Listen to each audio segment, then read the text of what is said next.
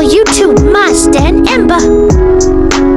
Kisah wafatnya Siti Khadijah. Khadijah binti Khuwailid merupakan istri pertama Rasulullah Shallallahu Alaihi Wasallam. Khadijah merupakan seorang bangsawan yang berhasil membangun bisnisnya. Ia memiliki 2/3 kekayaan di kota Makkah. Bahkan, disebutkan bahwa Khadijah memiliki separuh dari keseluruhan pedagang yang berasal dari Quraisy. Namun, seluruh kekayaan Khadijah telah diserahkan kepada Rasulullah Shallallahu Alaihi Wasallam untuk berjuang di jalan Islam. Khadijah selalu menemani Rasulullah. Bahkan ketika wahyu turun kepada Nabi Muhammad Sallallahu Alaihi Wasallam, Khadijah menjadi orang yang pertama mengakui kenabian sang suami. Khadijah pun menjadi wanita pertama yang memeluk Islam. Khadijah selalu setia menemani Nabi Muhammad Sallallahu Alaihi Wasallam dalam suka dan duka. Dikisahkan dalam Sirah Nabawiyah, sewaktu Nabi Muhammad sedang beristirahat, selepas pulang berdakwah, air mata Khadijah menetes di pipi beliau. "Wahai Khadijah, mengapa engkau menangis? Adakah engkau menyesal bersuamikan aku?" "Muhammad," tanya Rasulullah Shallallahu Alaihi Wasallam kepada istrinya dengan lembut. Khadijah tidak membenarkan hal tersebut. Bukan pula penyesalan akan kekayaan yang telah habis, melainkan perjuangan Nabi Muhammad Sallallahu Alaihi Wasallam di jalan Islam. "Wahai Rasulullah, sekiranya nanti aku mati sedangkan perjuanganmu ini belum selesai. Sekiranya engkau hendak menyeberangi lautan, sekiranya engkau hendak menyeberangi sungai, namun engkau tidak memperoleh rakit ataupun jembatan, maka galilah lubang kuburku, ambillah tulang belulangku. Jadikanlah sebagai jembatan engkau menyeberangi sungai itu, supaya engkau bisa berjumpa dengan manusia dan melanjutkan dakwahmu. Ingatkan mereka tentang kebesaran Allah. Ingatkan mereka kepada yang hak. Ajak kepada Islam, wahai Rasulullah," kata Khadijah. Bukan hanya menjadi penopang dakwah Nabi, Sayyidah Khadijah juga merupakan perempuan pertama yang dapat merasakan jiwa nubuah kenabian pada diri suaminya sejak muda. Nabi Muhammad mempunyai kebiasaan merenung dan menyepi.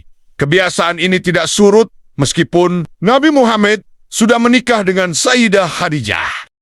Para sejarawan mengistilahkan kebiasaan Nabi tersebut dengan upaya pencarian dan kegelisahan spiritual. Dalam keadaan yang sering gelisah dan menyendiri itu, Sayyidah Khadijah adalah pelipur dan penenang Nabi Muhammad yang paling utama.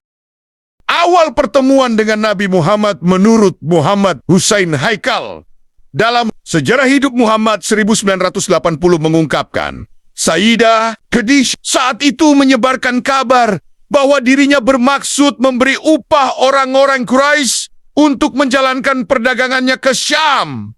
Kebetulan, Nabi Muhammad dengan pamannya itu pernah mengadakan perjalanan ke negeri tersebut tatkala berusia 12 tahun. Nabi Muhammad yang saat itu umurnya sudah beranak 25 tahun, didorong oleh pamannya, Abi Thalib, untuk mengambil kesempatan tersebut sebagai tambahan rezeki karena kondisi ekonomi pamannya itu tidak mencukupi. Sebelumnya, Nabi Muhammad telah menjalani pekerjaan sebagai penggembala agar memperoleh rezeki dari kambing-kambing yang digembalakannya. Pertemuan Sayyidah Khadijah dengan Nabi Muhammad diawali dengan laporan Maisarah, seorang perempuan budak milik Khadijah.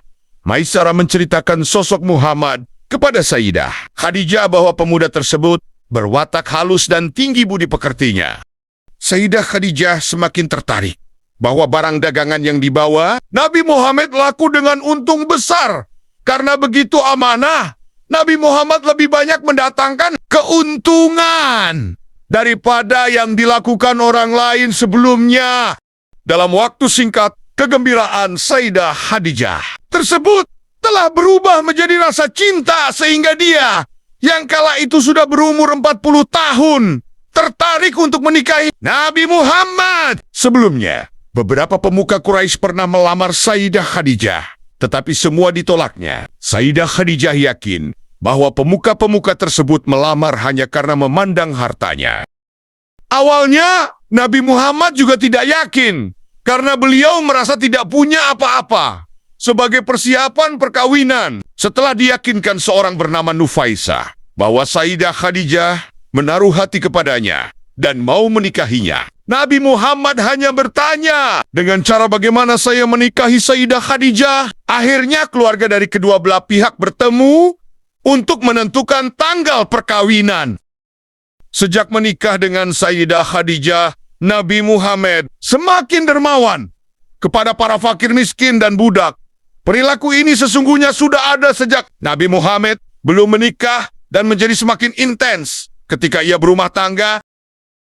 Nabi Muhammad berumah tangga dengan Sayyidah Khadijah selama kurang lebih 25 tahun. Dalam rentang waktu tersebut, mereka dikaruniai 6 anak, yaitu 2 putra dan 4 putri. 2 putra mereka dinamai Qasim dan Abdullah, sementara 4 putri mereka adalah Zainab, Ruqayyah, Ummu Kulsum, dan Fatimah.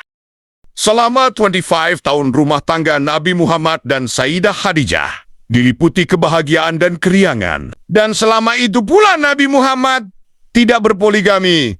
Baru setelah Khadijah meninggal, beliau memilih poligami. Ini berarti periode poligami Nabi Muhammad lebih singkat, hanya 12 tahun dibanding masa monogaminya. Siti Khadijah radhiyallahu anha, istri tercinta Rasulullah SAW, disebut dalam sejam Sirah Nabawiyah, wafat pada bulan Ramadan tahun ke-10 kenabian. Lebih detail, Sayyid Muhammad bin Alwi Al-Maliki Al-Hasan dalam kitab Al-Bishiro fi Manaqib Sayyidati Khadijah Al-Kubro menulis sang Ummul Mukminin itu berpulang pada hari ke-11 bulan Ramadan. Beberapa saat sebelum meninggal, perempuan pertama yang mengakui kenabian, Muhammad SAW, itu menyampaikan permintaan terakhirnya kepada Rasulullah. Ya Rasulullah, aku memohon maaf kepadamu jika selama menjadi istrimu, aku belum berbakti kepadamu, kata Khadijah. Mendengar perkataan sang istri, Rasulullah menjawab, jauh dari itu ya Khadijah, engkau telah mendukung dakwah Islam sepenuhnya. Kepada Rasulullah SAW, Khadijah kemudian mengatakan bahwa dia sudah tak punya apa-apa lagi untuk mendukung perjuangan Islam. Seluruh hartanya telah habis, sementara perjuangan Rasulullah SAW dalam menyebarkan Islam belumlah selesai. Siti Khadijah mengeluarkan seluruh hartanya demi Islam, hingga setelah wafatnya pun beliau berpesan pada Rasulullah untuk menggunakan tulangnya untuk keperluan agama. Siti Khadijah ingin selalu menjadi garda terdepan Rasulullah. Khadijah kemudian memanggil putrinya, Fatimah Az-Zahra. Dia minta Fatimah agar memintakan sorban Rasulullah untuk dijadikan kain kafan mendengar itu. Rasulullah SAW berkata, mengapa permohonan terakhirmu kepadaku hanyalah selembar sorban? Padahal, kata Rasulullah, Khadijah telah mengorbankan semua hartanya untuk perjuangan syiar Islam. Semua umat Islam waktu itu ikut menikmati. Bahkan semua pakaian kaum muslim ketika itu, kebanyakan juga dari Khadijah. Saat itu Khadijah memang salah satu orang terkaya di kota Mekah. Bahkan disebutkan 2/3 kekayaan kota Mekah adalah milik Khadijah. Namun justru di akhir hayatnya, Khadijah tak memiliki harta sedikit pun. Baju yang dia kenakan penuh tambalan. Disebutkan ada sekitar 83 tambalan. Bahkan menjelang wafat, Khadijah pun tak punya selembar kain untuk digunakan sebagai kafan. Sehingga dia merasa perlu meminta kain sorban yang dikenakan Rasulullah. Sorban itulah yang kerap dipakai Rasulullah saat menerima wahyu dari Allah Subhanahu wa Ta'ala. Mendengar permintaan terakhir Khadijah, Rasulullah menjawab, wahai Khadijah, Allah Subhanahu wa Ta'ala menitipkan salam kepadamu dan telah dipersiapkan tempatmu di surga. Siti Khadijah wafat di pangkuan Rasulullah SAW. Sang Ummul Mukminin itu meninggal dunia saat berusia 65 tahun. Ada 3 pendapat dalam hal ini. Siti Khadijah meninggal dunia 2 bulan, atau sebulan 15 hari, atau 3 hari. Ada pula yang berpendapat bahwa wafatnya Khadijah setelah meninggalnya Abu Thalib. Pada tahun meninggalnya Abu Thalib, Khadijah meninggal dunia pada bulan Ramadan, tahun ke-10 dari kenabian. Sebagaimana diriwayatkan oleh Al-Waqidi, Khadijah meninggal dunia dalam usia 65 tahun. Dan inilah pendapat yang paling masyhur. Khadijah meninggal dunia 3 tahun sebelum Nabi SAW hijrah ke Madinah sebagaimana disebutkan dalam Fath Al-Bari 7:224 dan meninggalnya sebelum peristiwa Isra Mi'raj. Khadijah meninggal dunia ketika Nabi SAW berusia 50 tahun. Meninggalnya Khadijah ini dekat dengan meninggalnya pamannya, sehingga membawa kesedihan yang besar bagi Rasulullah SAW. Tahun ini pun disebut A'amul Hazin, atau tahun kesedihan. Setelah Khadijah meninggal dunia, barulah Rasulullah SAW berpoligami. Dari Aisyah radhiyallahu anha, ia berkata, ketika Khadijah meninggal dunia, maka Khawlah binti Hakim, istri dari Utsman bin Maz'un, berkata, "Wahai Rasulullah, maukah engkau menikah lagi?" Beliau menjawab, "Iya mau. Apa engkau memiliki calon?" Khawlah bertanya, "Engkau mau dengan gadis atau janda?" Kalau gadis berarti dengan putri orang yang engkau cintai karena Allah, yaitu Aisyah. Sedangkan janda berarti Saudah binti Zama. Rasul SAW mengatakan kepada Khawlah, "Pergilah dan katakan kepada keduanya tentang maksudku." Lantas Khawlah menemui Abu Bakar. Abu Bakar lalu berkata, "Aisyah adalah putri dari saudaranya." Rasulullah SAW lantas memberikan jawaban, "Katakan kepada Abu Bakar, ia adalah saudaraku dalam Islam, sedangkan putrinya boleh aku nikahi." Beliau pun mendatangi Abu Bakar. Lantas Abu Bakar menikahkan putrinya dengan Rasulullah SAW. Khawlah pun mendatangi Saudah dan mengatakan, "Kabarkanlah pada ayahku." Lantas Khawlah menceritakan tentang maksud Rasulullah SAW. Akhirnya beliau pun menikah dengan Saudah. Hadis riwayat Ahmad dan Tabrani. Dengan sanad hasan, kata Ibnu Hajar, lihat Fath Al-Bari 7-225. Dalam Fath Al-Bari 7/225, Ibnu Hajar menyebutkan bahwa sebagaimana disebutkan oleh Al-Mawardi, para fukaha berkata bahwa Aisyah dinikahi terlebih dahulu, kemudian Saudah. Sedangkan para pakar hadis menjelaskan bahwa Nabi SAW menikahi Saudah terlebih dahulu, kemudian Aisyah. Atau bisa kita mengambil pendapat yang mengompromikan bahwa Rasulullah menikahi keduanya sekaligus. Namun ketika menikahi Aisyah, Rasulullah SAW belum menggaulinya. Terlebih dahulu beliau menggauli Saudah. Edimyati sendiri berpendapat dalam kitab sirah milik beliau, Khadijah meninggal dunia pada bulan Ramadan. Lalu Saudah dinikahi pada bulan Syawal. Lalu berikutnya beliau menikahi Aisyah. Beliau terlebih dahulu menggauli Saudah. Baru kemudian Aisyah. Disebutkan hal ini oleh Ibnu Hajar di halaman yang sama. Dalam Fath Al-Bari 7/225. Dalam halaman yang sama dalam Fath Al-Bari 7/225. Disebutkan bahwa Aisyah dinikahi pada usia 6 tahun. Dan baru digauli pada usia 9 tahun. Dalam Ar-Rahiq Al-Maktum halaman 140 disebutkan bahwa Rasulullah SAW menikahi Saudah binti Zamah pada tahun ke-10 dari kenabian. Saudah itu masuk Islam terlebih dahulu dan ia mengikuti hijrah kedua ke Habasah. Dulu suaminya adalah Asakron bin Amr. Suaminya juga masuk Islam dan berhijrah bersama Saudah. Namun suaminya meninggal di Habasyah atau meninggal setelah kembali ke Makkah. Ketika selesai masa idahnya, Rasulullah SAW pun menghitbah dan menikahinya. Saudah itulah yang dinikahi pertama kali oleh Nabi SAW setelah Khadijah wafat. baru kemudian beliau menikahi Aisyah.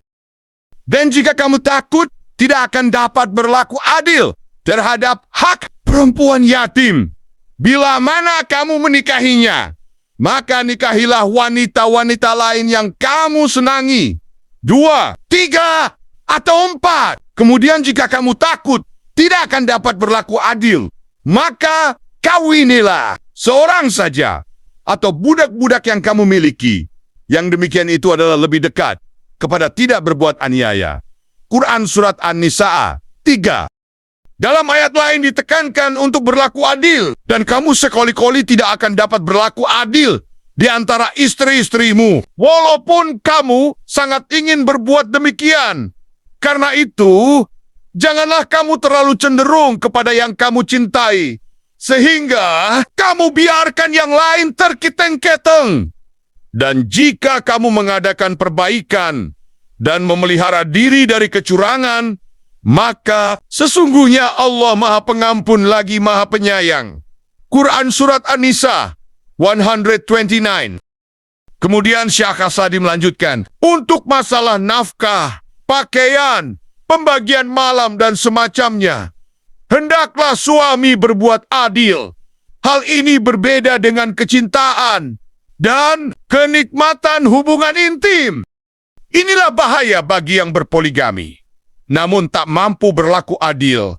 Dari Abu Hurairah radhiyallahu anhu, Rasulullah Shallallahu Alaihi Wasallam bersabda, siapa yang memiliki 2 orang istri, lalu ia cenderung kepada salah seorang di antara keduanya, maka ia datang pada hari kiamat dalam keadaan badannya miring.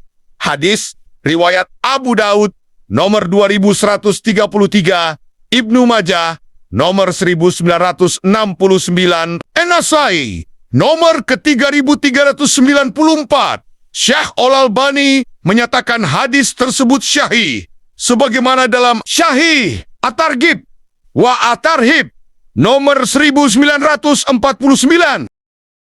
Al-Azim Abadi berkata, siapa yang memiliki 2 istri, lantas ia tidak berbuat adil terhadap keduanya, ia lebih cenderung pada salah satunya, tidak pada yang lainnya, maka salah satu sisi badannya akan mengalami kelumpuhan.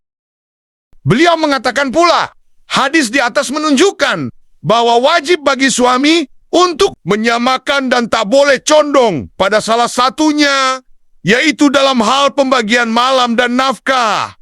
Ini bukan berarti mesti sama dalam hal kecintaan. Kecintaan tersebut tak bisa seseorang membuatnya sama. Aunal mabud las 6 y 12:4. Itulah kisah detik-detik wafatnya Siti Khadijah dan beberapa faedah setelah wafatnya Siti Khadijah. Terima kasih sudah menonton. Semoga video ini bermanfaat. Subscribe, like, share, dan komen